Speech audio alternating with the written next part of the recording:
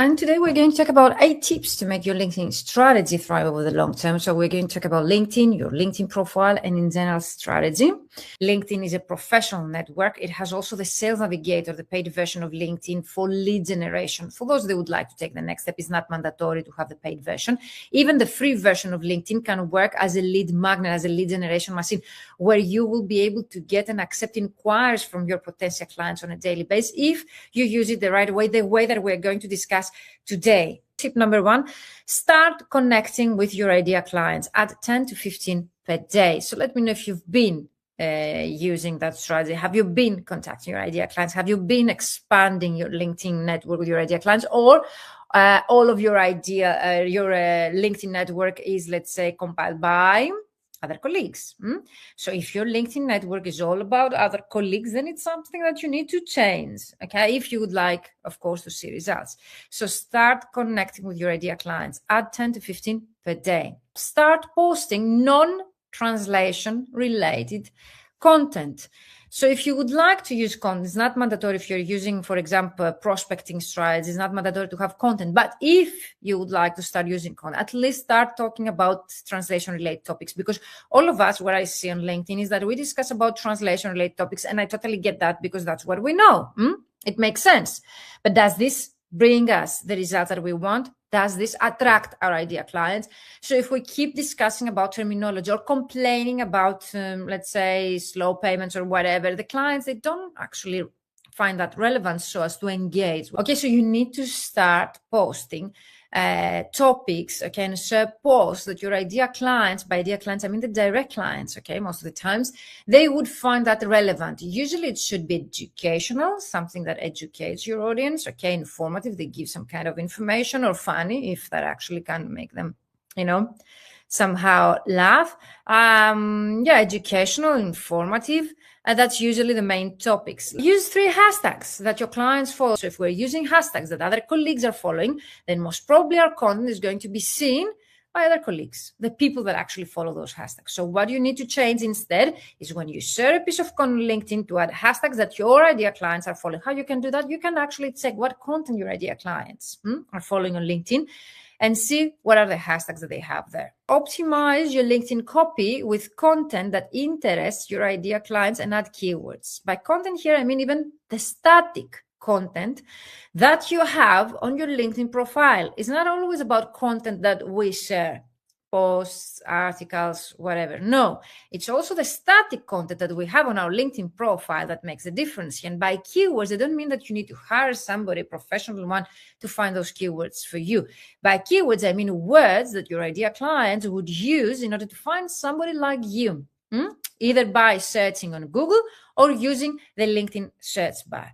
Those are simple words, okay? Try not to post too long posts or too short posts. There is also specific advice and structure of your posts for LinkedIn in order to increase engagement, in order to be able to increase traffic to the content that you share. So if you have been sharing posts on LinkedIn, but you don't get traffic, you don't get the desirable results, you don't get any engagement, no one is commenting, and especially your ideal clients, then the right length also plays a role here, very important role. So if your posts are too long, like academically written, or very short, they don't make sense, okay, with your ideal clients, then you won't be able to get the actual results that you wish. Become highly specialized. The more you niche down, the more clients you will attract. That should be the best tip, let's say, overall. There is a very common misconception in our industry that the more that you niche down, the less clients you will be able to get. And most of you are telling Virginia, what if I niche down too much, okay? And then the piece of the market that I'm addressing myself is very small. Technically speaking, when you niche down, it means that your content, the static content, the content you share is more targeted. So it's easier for the algorithm. By more targeted, it means that you use more keywords, okay? Or the actual content itself, it makes sense to the people that you're talking to. So that way you will be able to educate the algorithms of both Google and LinkedIn about who's your ideal client. So it's clearer to them. And they will be able to get your profile to be seen by the right people faster. Then create a content marketing strategy. What to post, when, the purpose, the results that you're expecting, etc. Talking about content marketing, for me, even if it's not mandatory, is a great way, as I mentioned earlier for nurturing the relationship with people, to stay always on top of their mind. But it's really important to be there, also consistent with your efforts, and at the same time to know the purpose, like, is it to acquire new clients, is to raise awareness?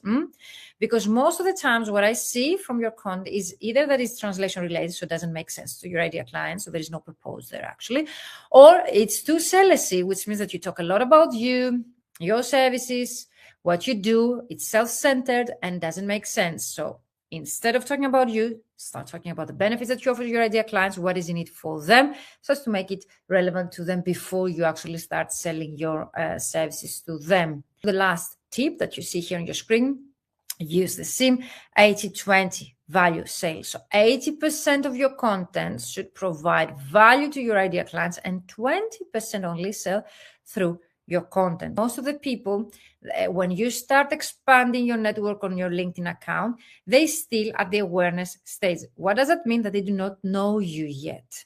They have not been nurtured enough by your content to be ready to buy from you. So before they reach the stage that they are ready to buy from you, you need to nurture the relationship with them. You need to raise awareness about who you are, what is your solution, what is in it for them. And that comes through value providing content rather than selling content. So if you would like extra help, join the 5-day free challenge, okay? It's totally free of charge.